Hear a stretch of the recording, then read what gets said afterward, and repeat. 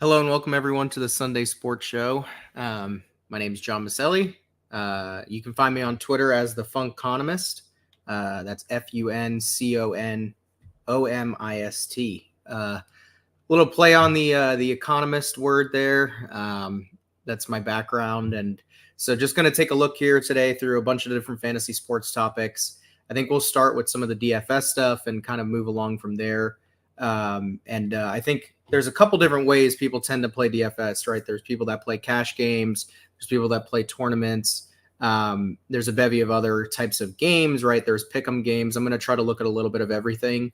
And we're going to display the tools here from Paydirt DFS, which is a fantasy sports site that I think is really good for especially newer users in terms of affordability, right? It's a very affordable platform, as well as access. The person who puts together these projection systems is very accessible to subscribers, people that want to listen and use their, ask questions, things like that. So going to take a look at this today, and I hope this is helpful for everyone. But so we can just take a look here at the projections, right? So first, this is a range of outcomes model, right? So we've got the floor projections, the ceiling projections, and the median projections.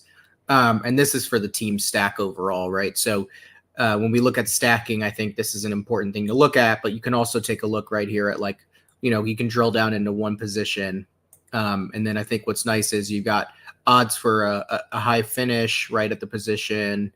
And then some of the leverage numbers, some of the ownership projections, right? All the things you would need to build lineups. I think a lot of people probably struggle with understanding what's needed to build lineups and get bogged down in some of the details that aren't actually maybe that useful.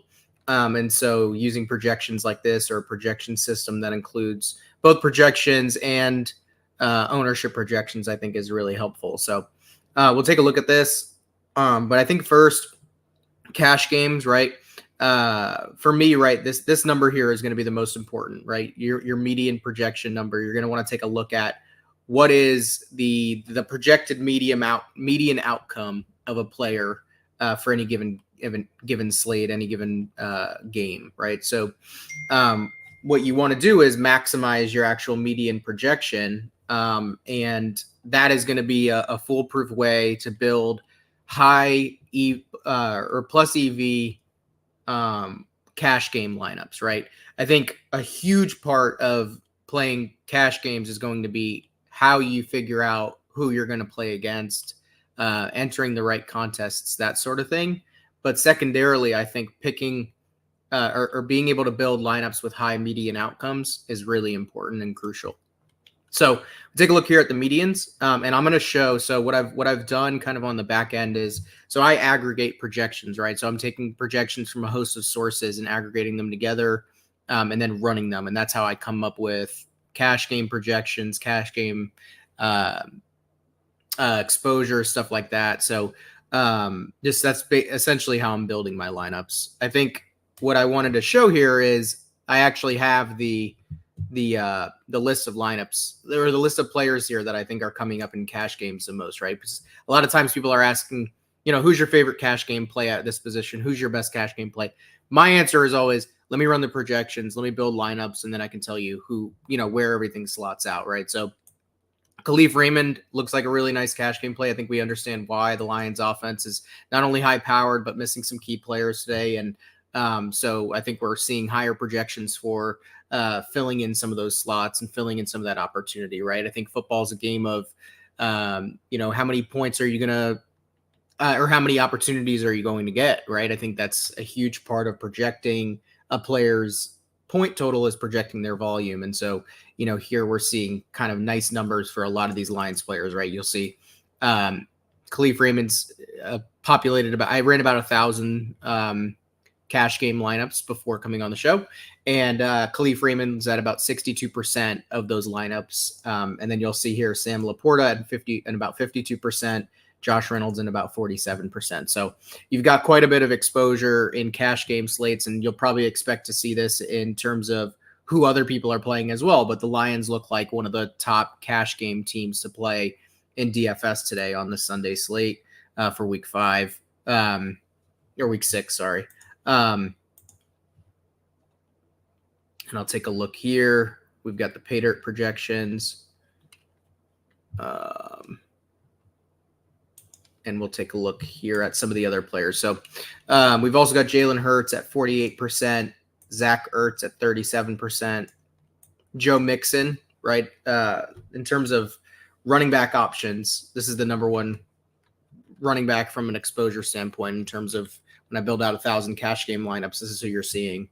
And I think you're right. So there's quite a bit of wide receivers. I'm going to assume that means probably your cash game lineups are going to include 3 wide receivers. And then, more so looking at wide receivers in the flex is what I'm getting at there. I think the defenses are interesting, right? You see 22% on 2 of the defenses, both the Patriots and the Titans, and then Bijan Robinson at 22%. For me, I think this is how I'm playing, right? It's very mathematical, statistical. It's not about sort of what plays I think are good, quote unquote. It's about aggregating projections, putting them together in the lineups and translating that. And I think this is a good way to show sort of who are the cash game plays. It's these are the top guys coming in when I run 1,000 cash game lineups. And really for me, if I was going to be making sort of picks and deciding on a player or not, to me, I think the best way to do that is really to do it after the fact, right? So you sort of run the lineups with the aggregated projections, make decisions. Let's say you do really, you're locked in. You really want to play Tyler Boyd today. Like you're locked in on it. Let's just say, right. T Higgins is out. You want Tyler Boyd. I think this is where, you click the lock button and then you winnow down whatever 1,500, 300 lineups you build and then kind of go from there. But I think what happens sometimes is people sort of start with Tyler Boyd and say, okay, I'm going to build a lineup around him. And rather than just kind of building the top cash lineup, seeing how many of them have him in it and moving on from there, or even if there's a player outside of these top 20%, I think that's a good habit to get into in terms of building your lineups that way. So, this is a look at some of the top cash game plays. And really, I would probably say beyond aggregating projections, running the lineups, my next step would maybe to be, just confirming some of those top lineups that are coming out from a median projection standpoint, which again, you can look at from pay dirt. You can look at these medians and pull those into an optimizer and run it. Beyond some of the, basic stuff, I think what you could look at is, how solid do I think their target share is from a median perspective or their run share, right? Like I think understanding what goes into these projections and namely right opportunities is going to be a key factor in these projections. After you run them, if you want to make a decision out of the top, let's say 100 lineups, you might want to go through and think about how can I maximize their median opportunity of these lineups? Like how sticky and confident can we be in what is probably being projected for their role, right? So, when you're looking at, say, running back range of outcomes here, you could take a look here at the medians. You can sort of sort by the median outcomes. And then, if you were to run a lineup, you might want to take a look and just say, oh, you know what? Maybe I think, let's see, maybe I think Raheem Mostert, this median is too high because I think A-Chain's going to have a bigger role in the offense than what is probably being projected right now. Or maybe you just think that's a risk. Maybe you don't think that's true, but you think that maybe that's more risky for someone like Mostert than it is for someone like James Conner. Maybe you don't think, there's a huge chance that, he sees a lot of split time or something like that. That's something where you can think of the theoretical median and say, maybe we're better off going, pivoting, taking a little less of this median projection, but understanding that the median opportunity is better, right? So that might be something to think about.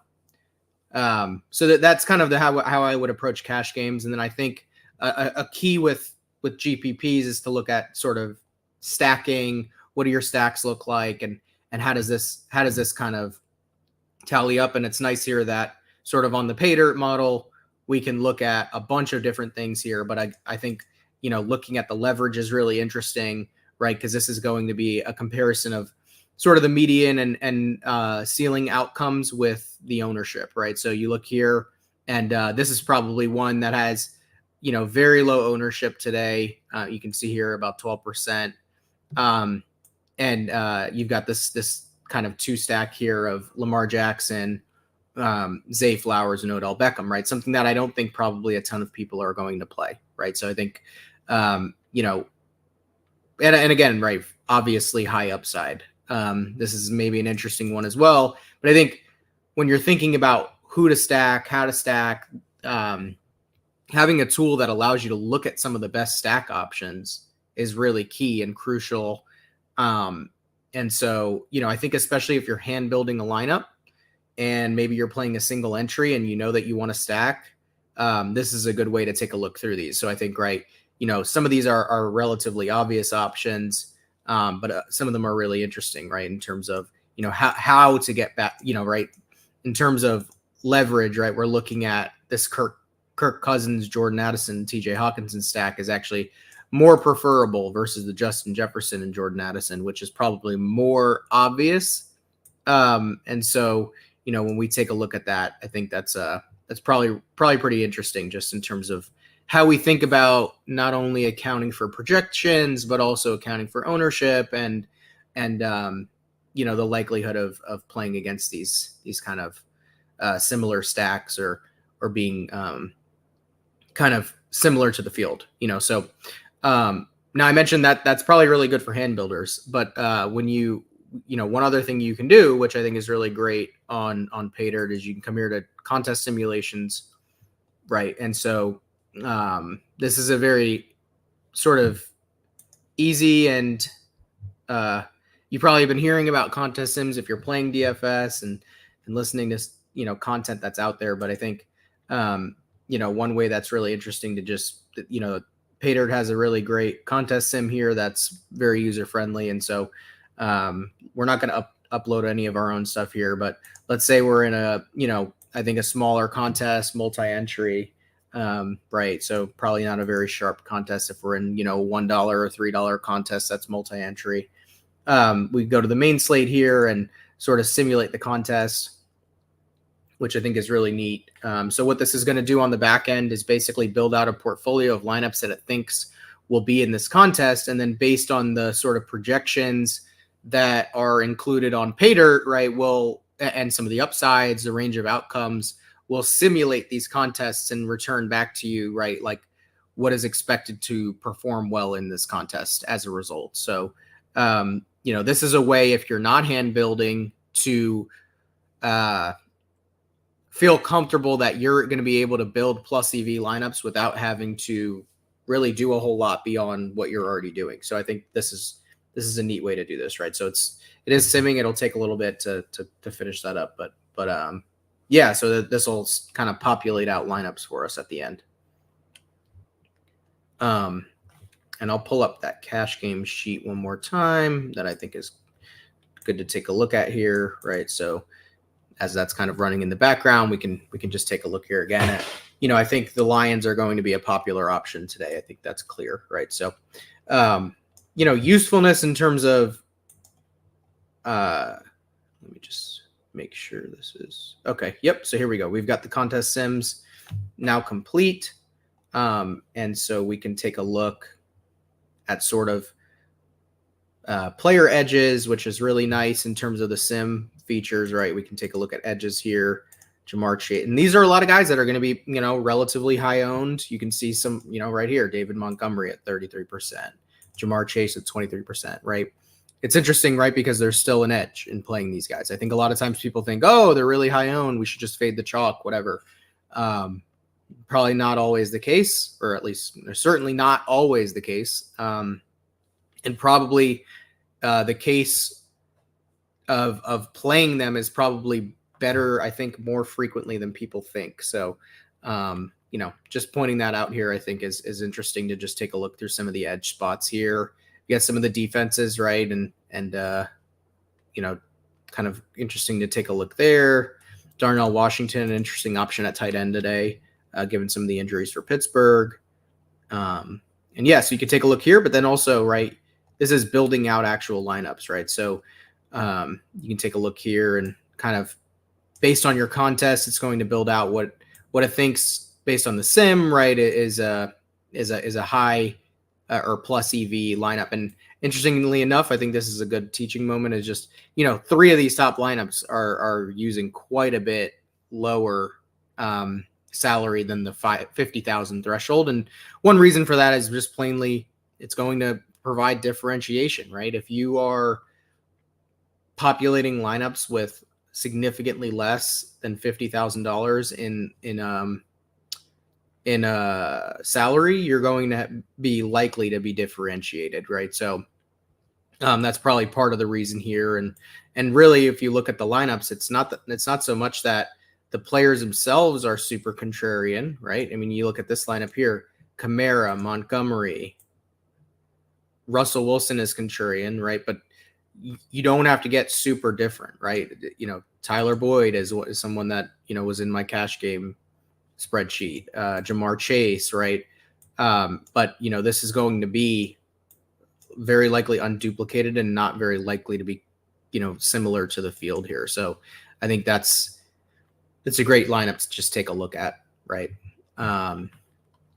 So let's continue on. We'll take a look here at the prop betting model, right? We're thinking about PrizePicks here. We're thinking about sports betting.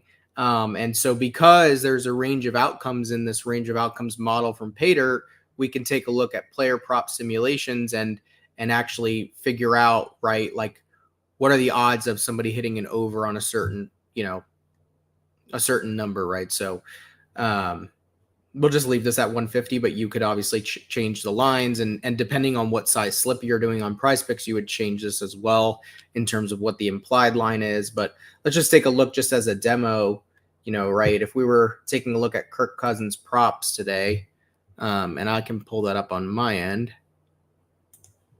Let me see here. What is the prop for Kirk Cousins? So 294 passing yards is the prop on PrizePicks. We'll take a look at the over and sim this.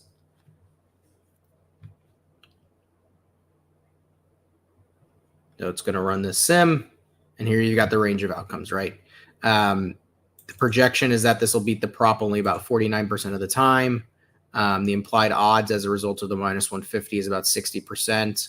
So you wouldn't want to bet this prop, right? So I think that's a good example, right? But we could take a look through a lot of different ones. And so if we just take a look here, right, at sort of projections, this is actually a game betting model, so stat specific sims, and we can actually sim here passing yards. Let's go ahead and do that.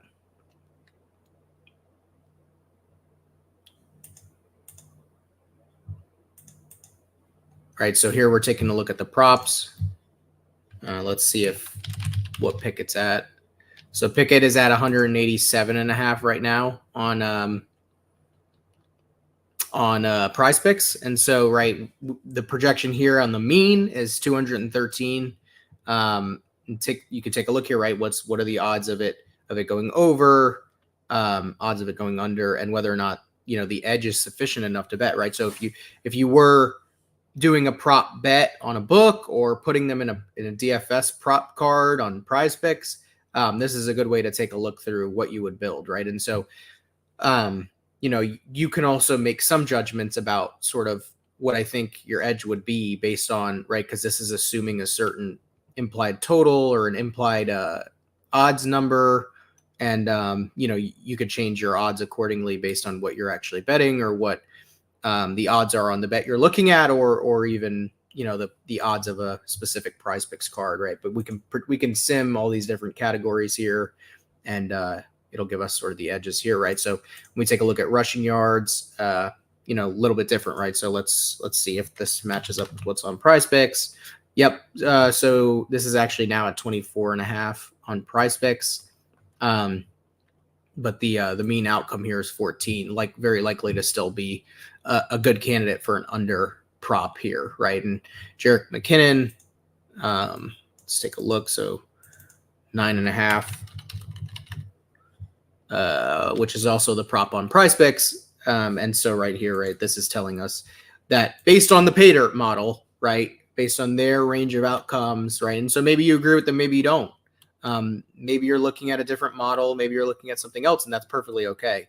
But I think, this gives us a good sense of, where are there opportunities on PrizePicks. I think there's a lot of content on the internet, on social media, that is going to be some random person claiming to have lots of experience and knowledge about a certain sport or something like that, giving you giving you stat cards and prop cards, and not really having any sort of expertise not having any sort. I shouldn't say expertise, right? It's not about expertise, but really not having a model or something statistical to really explain why they're getting to these props. And so really what you need to do as somebody playing and trying to be a positive expected value player on these prop sites or on sports betting sites in general is have a good model that you believe in, that you trust, that you think is accurate. Maybe one that's back tested, right? That you're able to back test or someone else has back tested. And then build prop cards or build or make individual prop bets based on the differentiation between those projections and what the actual prop is showing. And so that's exactly what's happening here, right? We've got this mean outcome of what's projected to happen in terms of each of these props, right? For each of these rushing yards props, what is the mean outcome? And then it's giving you here the edge, right? Based on, as a result, what the implied probabilities are of it going over or under. And so I think this is a good way to just base on a basic level, show you without even much effort, right? All you had to do here is sim these props, but you would have a fair chance of putting together a prop card. And there's maybe a couple other advantages that you could get after doing that. But I think this is one really simple way of doing that, right? For me, right, in terms of tennis or other sports, right, there might be other projections that I'm building, other models, or in other sports and in this sport, right, in football and other sports, you may want to cross-reference these mean outcome projections with other projections as well. But I think here, right, you could theoretically build a prop card just kind of looking at some of these numbers. And right, one other way, and we did take a look at the passing yards already, but maybe we'll take a look at the receiving yards as well. Some of the edge here, it's kind of telling you, where the bets make the most sense, right? But I think one thing you could do here in theory is sort of, if feasible, right, build correlation. And I guess when I say if feasible on PrizePicks, right, sometimes when you build correlation into your projections, you're going to, or into your cards, you're going to see a lower payout. If you are seeing the same payout and you're able to build correlation in without the payouts adjusting, that's another way to build up some potential EV in your card slips, right? So I'm just trying to see if there's an example here. I don't know that building Jaylen Warren and Najee Harris over receiving yards would be positive, but perhaps one of them with George Pickens, and then including, right, I think when we looked at the prop passing yards, even though this was a no bet, when you look at the edge here, one of the highest edge projections was this Kenny Pickett over, right? It is expecting a no bet based on the edge. Maybe you get a different number for a median outcome elsewhere or mean outcome. But what's interesting, right, is, if the Pickett number is enticing, just based on your own projections, right, this is also showing then that they're at the edge on Najee, on Jaylen Warren, on George Pickens, on the over projections is all positive, right? So correlating together, if you're not having a distorted sort of payout, correlating together, right, an over on a Pickett with an over on Pickens with an over on Jaylen Warren or Najee Harris, seems like it would make some sense in terms of, again, building in additional expected value by using correlation if everything else is neutral in terms of your payouts. So that's just a good look, I think, of that. And, important thing to take a look at there.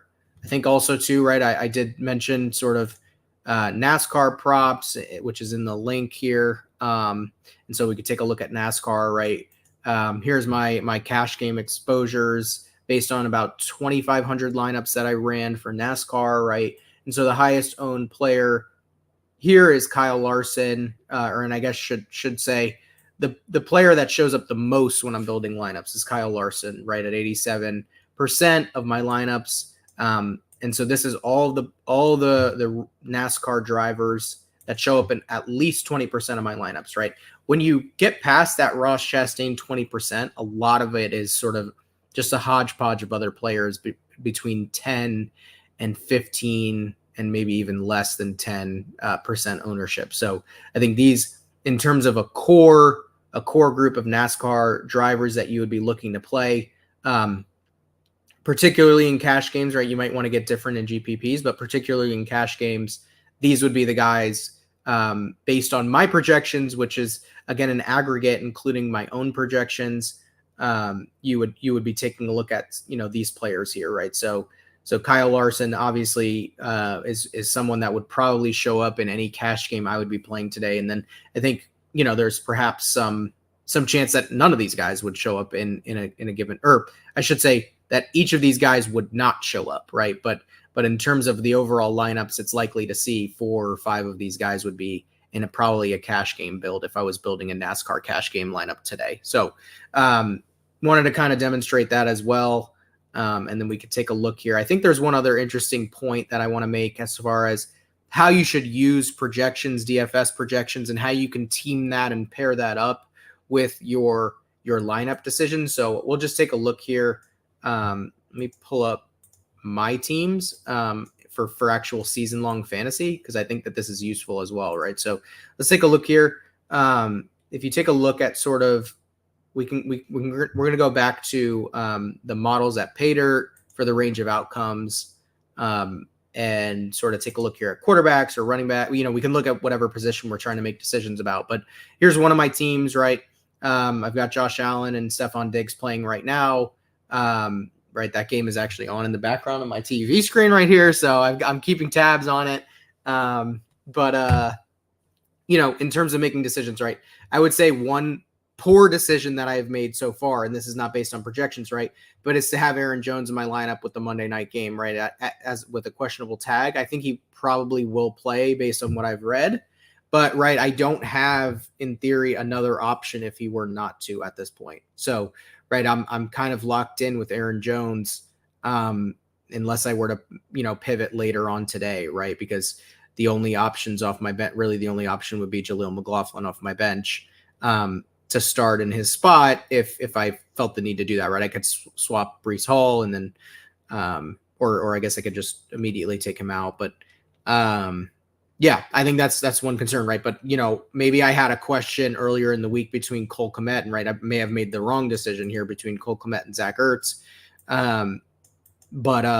Taking a look here at range of outcomes models, we have the medians, right? And so you could come here to the tight end projections and just take a look, right? Zach Ertz is at 11.7. So in theory, probably would have been projected higher on the median basis than Zach Ertz. And so, that's kind of the decision point. I think it's fairly simple, right? How can I maximize median outcomes? I think one thing people really don't pay attention to when they're building weekly, season-long fantasy lineups is correlation, right? I've got Josh Allen and Stephon Diggs. That's a pretty obvious correlation, right? But if I'm starting Jimmy Garoppolo and in theory had to make a spot start between someone like Kendrick Bourne, Antonio Gibson, right? I've got a player out and a player on bye, right? If I was having to make a real tough decision, like let's say Jimmy Garoppolo was not playing this week, right? I've got Robert Woodson, who I think is kind of like a spot start, right? Yes, I could look at the median outcomes, right? And say, oh, you know what? This is who I should play. This is, I think, how I can maximize median projection in my lineup. But the other thing that I could do, right, is think about it from a differentiation perspective in terms of, right? I need to score a lot of points to win.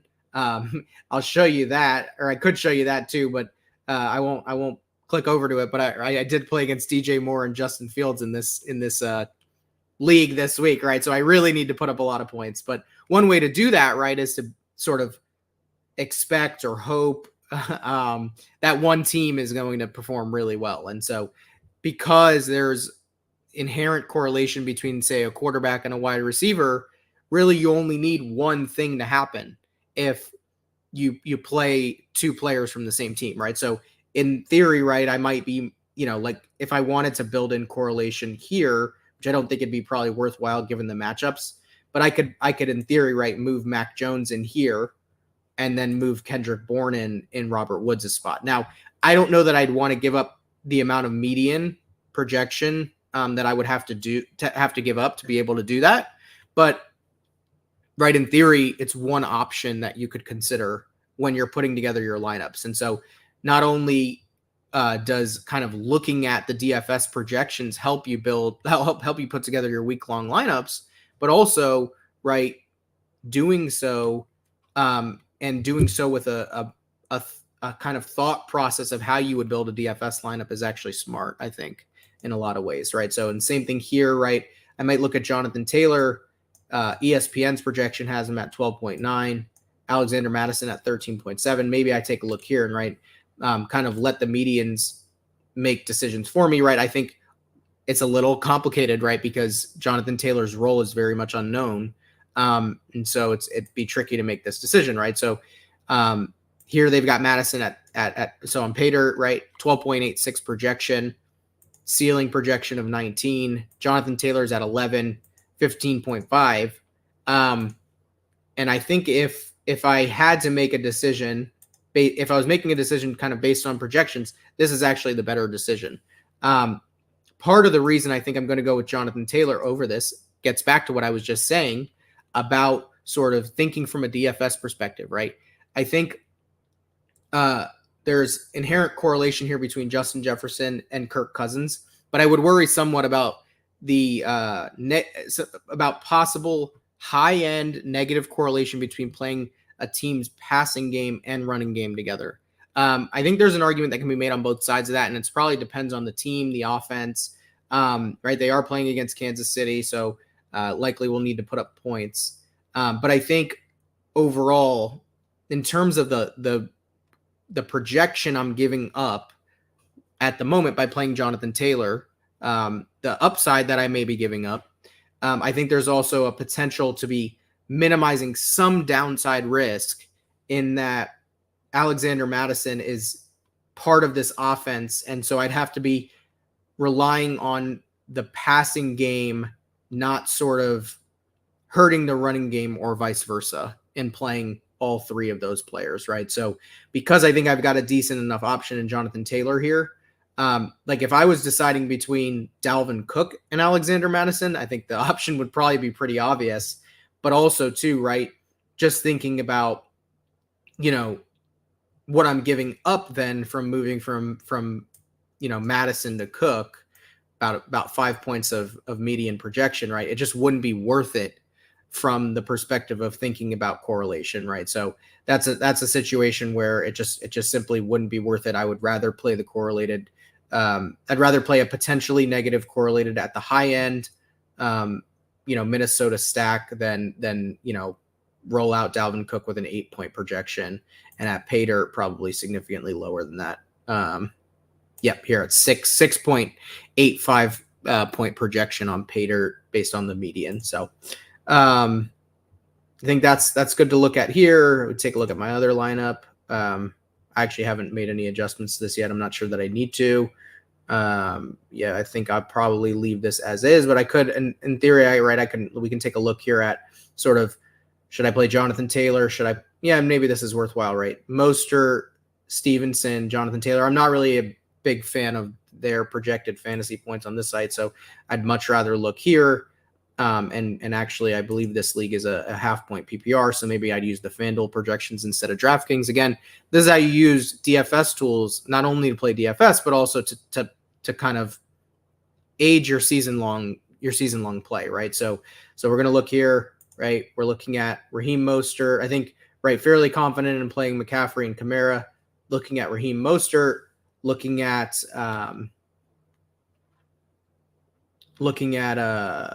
Jonathan Taylor, and looking at Ramondre Stevenson. So let's take a look at that. So Mostert here is actually projected for 13.8 points on the median, 19-point ceiling projection. We look at Stevenson, lower median, lower ceiling projection, so probably not an option there. And then Jonathan Taylor is the same, right? So that might be a really good justification for saying I'm going to play Raheem Mostert and kind of feel confident moving forward from there, right? So we'll go ahead and leave that as is. But I think in terms of, how we think about things, it's a pretty clear picture. We can also take a look at the receivers, right? So here we've got the wide receiver range of outcomes. We'll click the FanDuel for the half-point PPR projections, and then we'll take a look at the median. So take a look here, and you can also export these, right? So that would be good too. So here's Hollywood Brown, 10.5 median projection, 18.5 ceiling projection. Cortland Sutton's very close. And if I had a quarterback to correlate with Sutton, I probably would. If I had Russell Wilson in this league, I might consider, right, because this is a 2-quarterback league especially, I might consider playing Sutton as the stack. But I think here, right, there's no real need to. I might as well just play highest projected player and kind of keep on from there. But anyway, I think that's a good look at how you can do that and keep things keep your lineup strong and make sure that you're using the best tools available to build your lineups. And so with that, I think we'll kind of conclude this, but I think this was a good way to just take a look at some of the tools at PayDirt, some of the DFS tools you can use not only to build your lineups, but to aid your season long play. And I appreciate anyone for listening. Feel free to subscribe. We'll hopefully do this every Sunday. So thank you so much.